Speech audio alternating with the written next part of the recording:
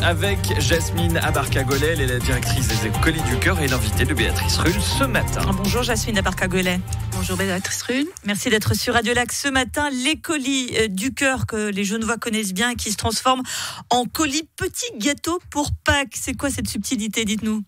Alors, on a fait une opération biscuits, 6000 biscuits qui vont être, ou qui ont déjà pour une partie été confectionnés par nos bénévoles pour pouvoir offrir un petit plus aux bénéficiaires des Colis du Cœur. 200 bénévoles qui donc œuvrent au Colis du Cœur, un petit moment de douceur et aussi de cohésion pour cette équipe qui est très sollicitée.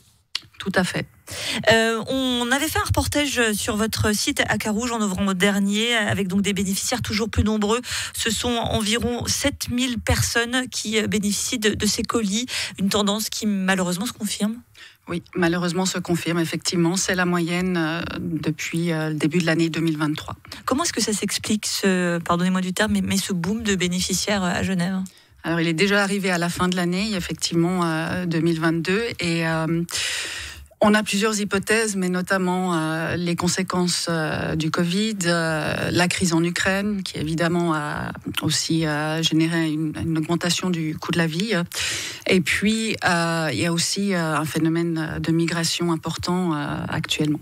Parce qu'il est important de rappeler que le profil de ces bénéficiaires n'est pas unique.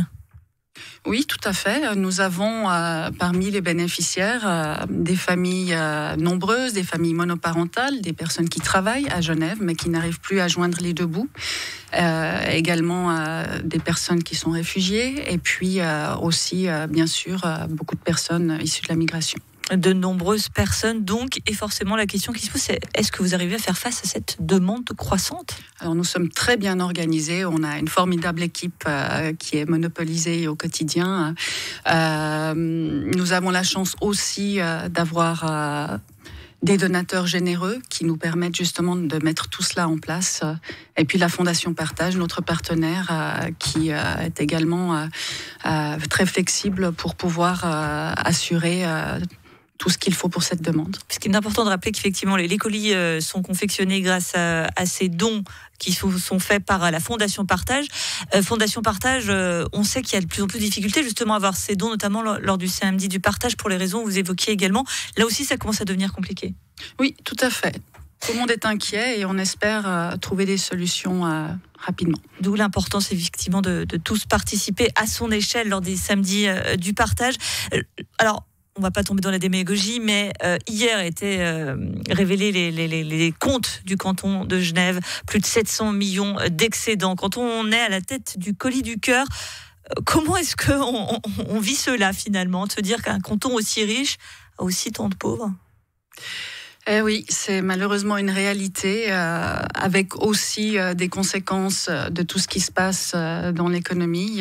Et je sais qu'actuellement, l'État est très concerné par toutes ces questions et nous sommes en discussion pour trouver des solutions. Vous avez envie d'aller toquer à la porte de Thierry Potello pour lui dire où on est là, on aimerait bien pouvoir donner un peu plus de colis? On est déjà en relation. Concernant ces personnes, ces bénévoles, peut-être qu'il y a des personnes qui nous écoutent qui se disent pourquoi pas, moi aussi je donnerais bien un petit peu de temps pour être bénévole au Colis du Cœur. Comment ça se passe? Est-ce que vous avez un grand fauteuil rouge, vous vous retournez si la personne chante bien ou Non, pas du tout. Non, on est toujours très touchés dès qu'une personne souhaite faire du bénévolat auprès des Colis du Cœur. Et puis, il y a quelques conditions, bien sûr. Et les conditions, c'est d'avoir 18 ans, d'avoir une autorisation de travail en Suisse, et puis d'avoir un bon esprit d'équipe, puisqu'on travaille en équipe au Colis du Cœur, et également d'avoir une assurance accident. Et à partir de là, on se rencontre, nous avons une séance d'introduction et on regarde si on peut faire quelque chose ensemble. Avec donc 3 distributions par semaine? Tout à fait, 3 distributions par semaine. Par contre, les bénévoles sont généralement actifs sur une distribution parce que c'est déjà une grosse implication. Vous avez du mal à voir ces 220 bénévoles que vous évoquiez, ce qui semble quand même très important. Pardon, j'ai pas compris. Vous avez du mal à recruter, on a régulièrement des nouvelles demandes, mais c'est clair qu'il y a eu une baisse de bénévolat ces suite au Covid. Les gens ont tellement donné qu'au bout d'un moment, il fallait aussi qu'ils puissent se reposer.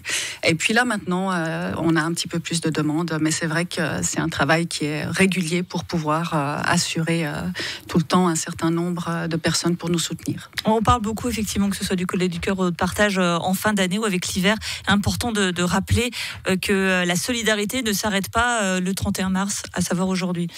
Tout à fait. Et en plus, nous travaillons 52 semaines par année.